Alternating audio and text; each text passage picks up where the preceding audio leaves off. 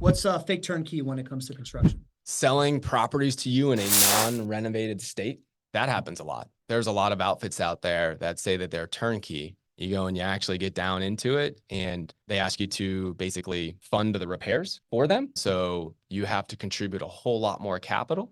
You have to go along for the ride of construction overages with them. So this is a very scary situation for especially first-time rental property investors. But people claim it as turnkey. I call that fake turnkey. It's an unrenovated property or a property that is not built, and it is surely not rented at the time of purchase.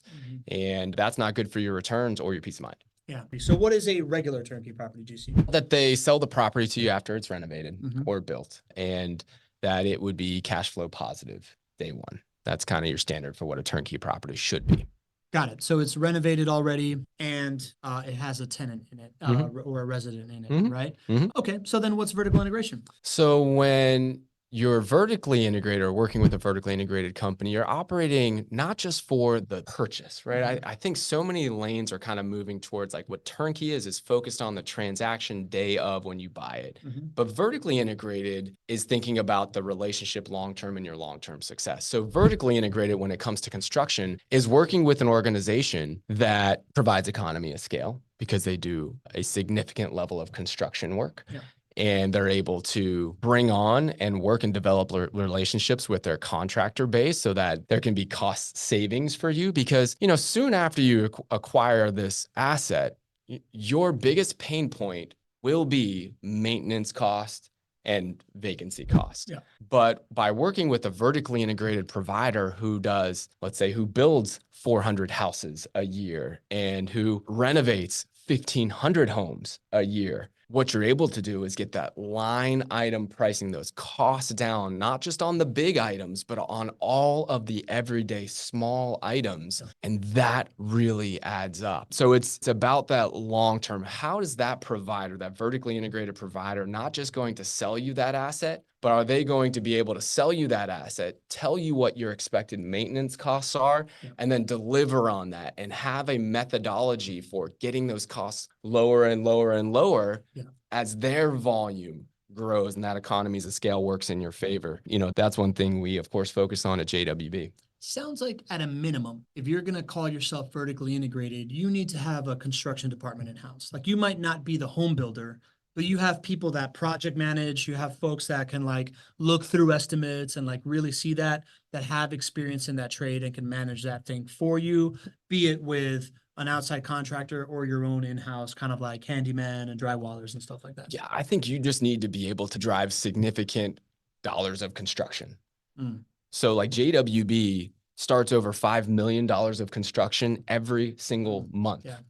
So that's where this thing really matters from a construction perspective, because if you're driving $5 million a month of construction, if you're writing those checks every single month, you know, inherently you're going to get cost savings that you can pass along to your clients. And then inherently you're going to have management in-house of that construction if you're doing $5 million a month, like we're talking about. So you're just not going to drive enough volume. If it's just one person in your organization who's working with a bunch of handymen, you're just not going to drive enough volume. You know, coming from the construction world myself before my career as a marketer, and I used to, you know, one of our biggest clients was the biggest like hospital chain down in Miami, and they were like the #1 spender in construction in Miami, and we were one of their like key general contractors.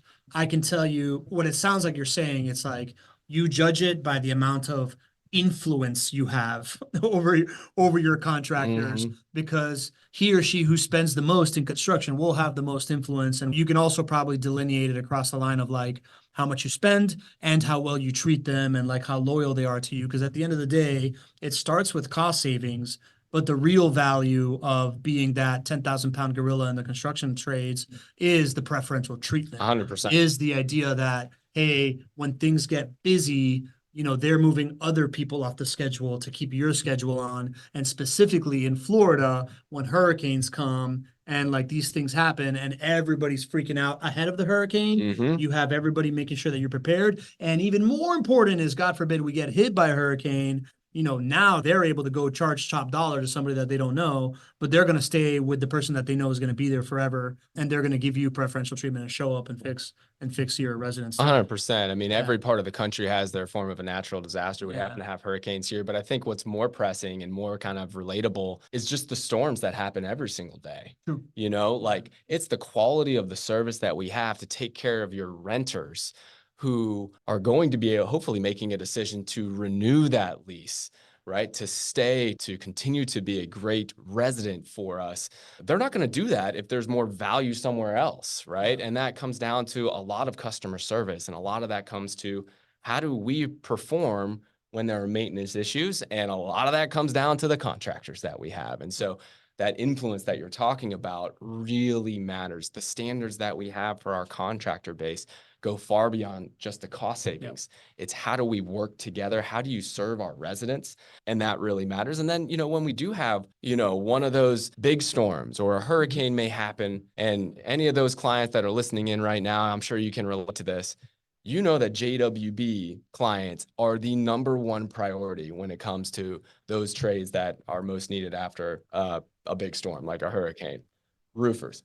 It is impossible to get in touch with a roofer after you have a major storm. Roofers and in tree Florida. guys. And tree guys. Well, we report on this. We report all of our maintenance work orders. Everybody, of course, after a big storm, you all ask those numbers. The days of response that we have, you can measure in hours. And that is, again, because of the influence that we have, because of the volume of work that we do. Got it.